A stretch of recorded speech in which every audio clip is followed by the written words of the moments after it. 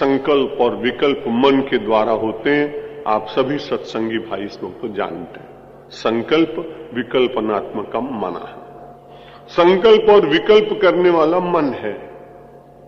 और यदि आप निरंतर मनन करते रहें सत्संग में सुनी हुई बातों का, मनन करते करते 1 वर्ष में 2 वर्ष में जैसे जिसके पूर्व संस्कार हों, उन संस्कारों के अनुरूप किसी को शीघ्रता से और किसी को बहुत काल बाद ये मिल जाती है कि उसके भीतर इस प्रकार के चिंतन समाप्त होते हैं।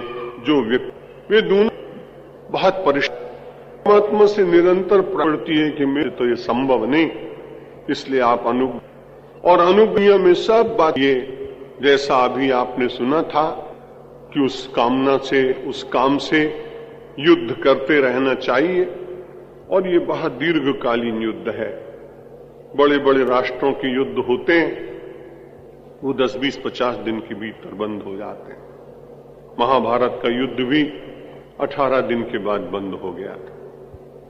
जहां जहां जिन देशों में होते हैं युद्ध, वहां 2, 4, 10 दिन के बाद तबाही होती है और कुछ लोगों को सद्बुद्धि मिलती है और वो काम धीरे धीरे लड़ाई का समाप्त हो जाता है।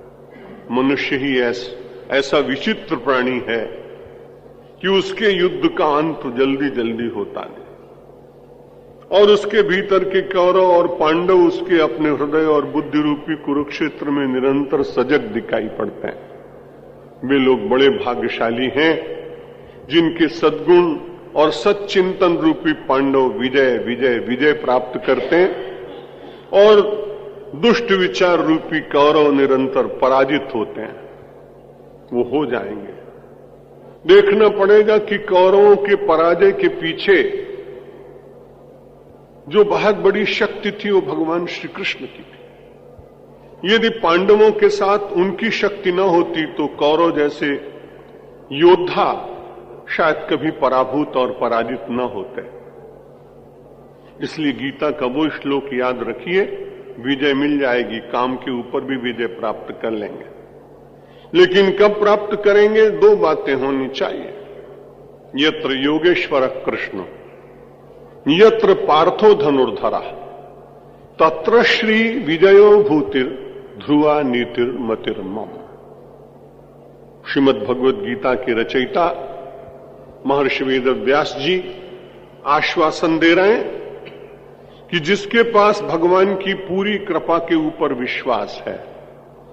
हमारी तो बड़ी कठिनाई है कि जब तक सब कुछ अपनी इच्छा के अनुकूल मिलता जाए तब तक तो भगवान बिल्कुल दिखाई पड़ते हैं हमको।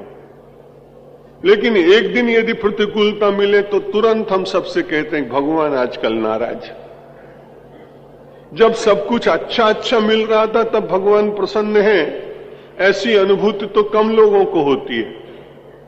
उसमें वो अपनी प्रज्ञा, अपनी बुद्धि, अपने कौशल का ही दर्शन करते हैं।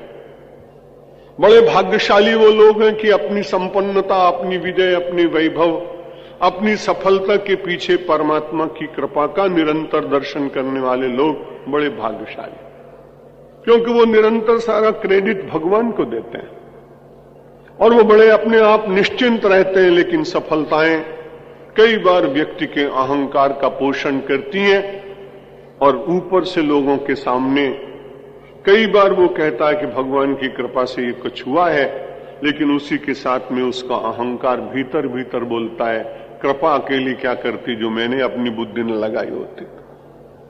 लेकिन ये बड़ी विचित्र बात है कि जब दुख की प्राप्ति होती तो सीधा ही वो परमात्मा के ऊपर दोष देता है, भगवान नाराज। अब विचार करिए कि भगवान अकारण आपसे क्यों नाराज हो? कोई आदमी किसी से नाराज तब होता है जब आप उसका कुछ बिगाड़ करें, किसी की जमीन छीन लें, किसी का अपमान कर दें, किसी का उपहास करें, किसी को आगे न बढ़ने दें, तब स्वाभाविक रूप से कोई किसी से नाराज होता है। हमारी और आपकी ऐसी सामर्थ्य है क्या कि हम भगवान का कुछ छीन सकें? हमारी आपकी ऐसी सामर्थ्य है क्या कि हम भगवान का कुछ बिगाड़ सकें? हमारे आप में इतनी शक्ति है क्या कि हम भगवान का अपमान कर सकें? जब भगवान का ये कुछ बिगाड़ हम करते ही नहीं तो भगवान हमसे नाराज क्यों होगा? क्योंकि हमने कोई ऐसा काम किया ही नहीं कि भगवान नाराज हो। तब आदमी स्वाभाविक कहता है कि भगवान नाराज नहीं तो हमें दुख क्यों आया। तो अभी आप श्रवण कर रहे थे कि संसार में ये सारी वस्तुएं प्रारब्धवश प्राप्त होती हैं।